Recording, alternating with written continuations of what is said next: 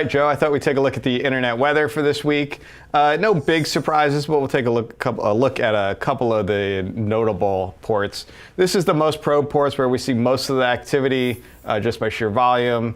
No big surprises. We talk about this kind of week in, week out. 445 is your Microsoft file sharing port. Telnet, SSH, a lot of IoT things scanning for that. Port 81 TCP is the go-ahead web server. 8545 TCP is the Ethereum wallet. We've talked about this. There's a lot of actors out there, and some have been very successful in scooping up a lot of vulnerable Ethereum wallets and stealing the cryptocurrency out of them. Remote desktop protocol we see all the time as well. Just general web traffic. The 5555 TCP is related mostly to Android Debugger, but we're actually seeing like a TR64 type exploit being attempted against this, which I don't think is the actual Android debugger. So I think there's something else on this port when we look in our honeypots that we actually see them trying to attack. And I think on other shows I've actually shown a couple of samples of that. And this is an alternate web port that we see a lot as well. There's a lot of administrative services like Tomcat runs on this, so it could be people looking for that or other things of that nature. So I guess just even though there's not much change, it's good to know where the sort of focus points are and what's being probed. Even though it's fairly consistent, it's if you're doing hygiene, if you're aware of your network, it's good to know where the real attention spots are and where they're likely to be in the future, seeing that it's gotten to be pretty consistent over time. Right. So if you have devices that are exposing these services, these are the ones that I would say you should really focus on. These botnets and these actors continue going after at volume the same ports, so it's pretty consistent. In terms of most sources probing, we see a lot of repeats, so I won't go into detail on the ones we already talked about, but there are a few here we'll take a look at. So 5431 TCP jumped up 124 positions from last week, and we'll take a look at why that is and what this actually is in a second. And then also 37215 TCP, that jumped up one position. We have seen this over the past probably a couple of months, if not more. So let's go to the first one. So 5431 TCP, this is actually something that was stumping us for a lot of, I guess it was 2018, because what we were seeing was these spikes like this. And I was having a hard time figuring out what is this, because it was a lot of sources. Back in the day, this is only showing 60 days, but I think back in 2018, we were up near 100,000 sources scanning for this. And they were doing so in very tight, narrow windows of time, which is not typical of what we see for botnet activity. But you can see we had some very persistent scanning at some point in early, or I guess the late part of January here of this year. And then it went back to this spiky stuff. And then just recently we got another run of very consistent long duration scanning activity. Looks a little bit different than what we typically see in terms of botnet behaviors and characteristics in our flood data when we look at the charts. So we'll see this, kind of sawtooth decay here on normal botnet activity, but this is very contracted. Normally it's a much wider period of time.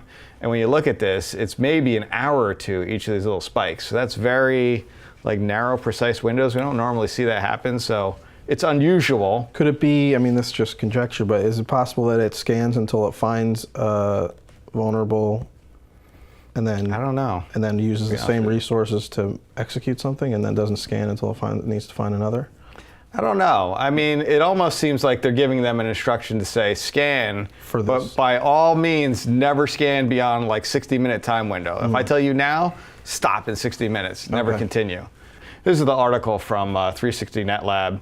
The thing I took away, this is a good read, but it's interesting that what happens is it does a probe for port 5431 TCP. It sends a SYN packet. And if it gets a SYNAC back, it doesn't really engage beyond that. It immediately aborts that. And then it goes to doing a UDP 1900 SSDP discover to see if it looks like it's infectable, and tries to do that as the exploitation of that vector. There's a bit more things that go on here. They don't go into explicit detail how it works. The NetLab 360 guys did a really interesting write-up on it for those that are interested in exactly how it works and how it's exploiting the devices and whatnot.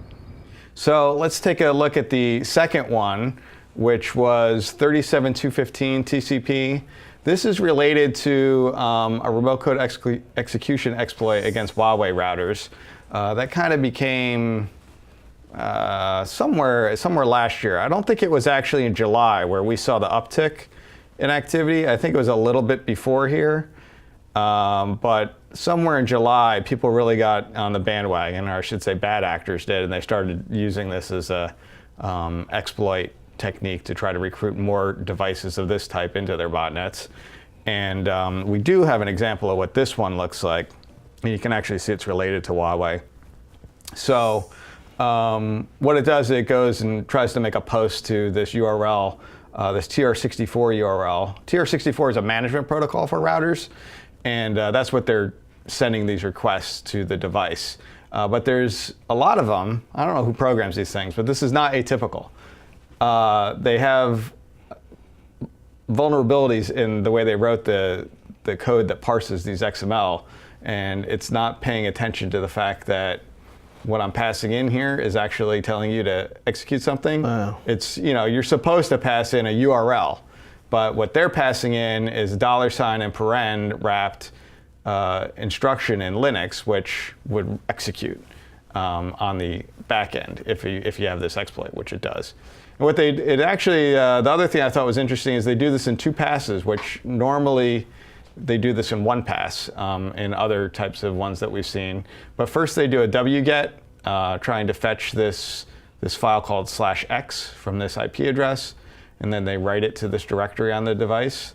And then they make a second request to actually try to run it. They change the bits on it to make it executable, and then they run it with a parameter of Huawei, and then they delete itself.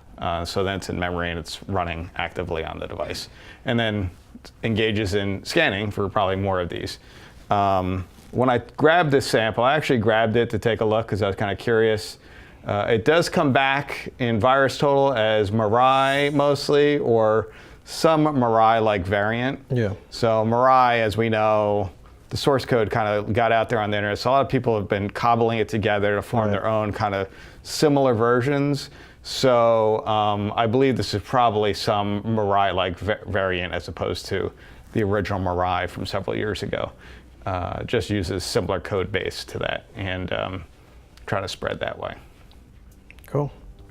So those are really the only 2 that I thought were notable this week, and hopefully it gives people some insight into what to look out for out there. Thanks, John. Yep.